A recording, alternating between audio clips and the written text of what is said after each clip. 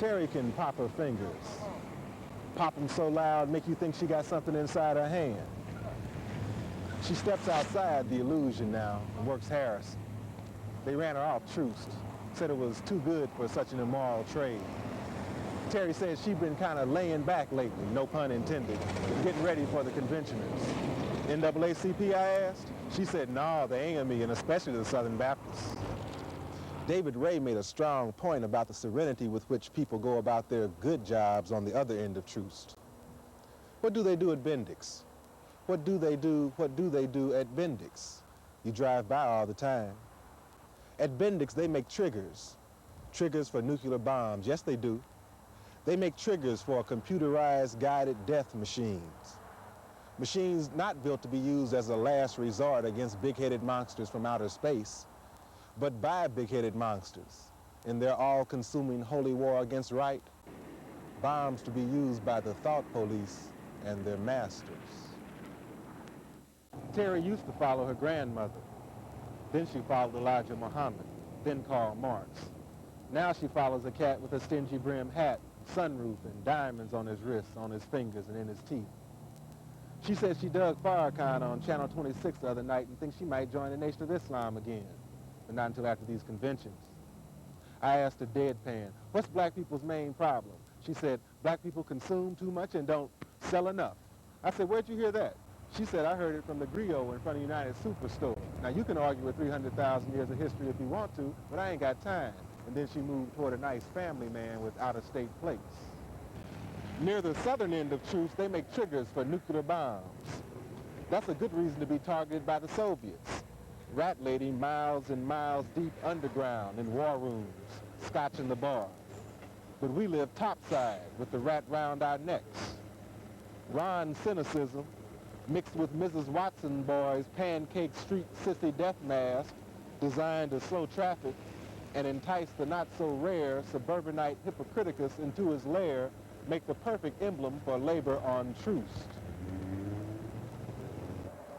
Terry said she already had tickets to Michael Jackson. Terry said it's like that when you know the right people. After listening to a tape of Louis Farrakhan's St. Louis speech, Terry said, yeah, that's bad, but I'm still going to go see Michael. I don't care if he is a punk. Terry said, Ronald Reagan's a punk and he's president. All Michael Jackson do is sing. She pulls her collar up and leans over toward me and whispers, Ronald Reagan, George Tom Adams in Barbados. Now, who am I to say that's not true? She had tickets, I didn't. Once, while observing an ultra-Christian demonstration in front of a bookstore on Troost, I asked the head zealot in charge the purpose of the action. He came across with the reliable, we don't want our children to see such sinful things. I told him he didn't have to worry, because if things keep going the way they are, and if the kids catch one of the flashes closely, they won't be able to see a damn thing.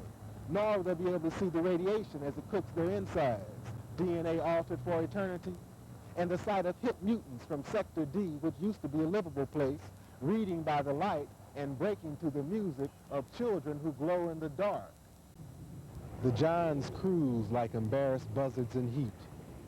I'm not sure why they call them Johns. Probably has something to do with John Doe or John Q. Public. But in real life, they tend to have names like Chuck, Pat, Bob, Tom, Bobby Joe, Rex, and increasingly Bruce, and yes, sometimes Leroy.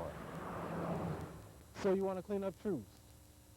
Well, know that the combined weight of all the loveless in the world cannot erase humanity from the planet like just so many misspelled words.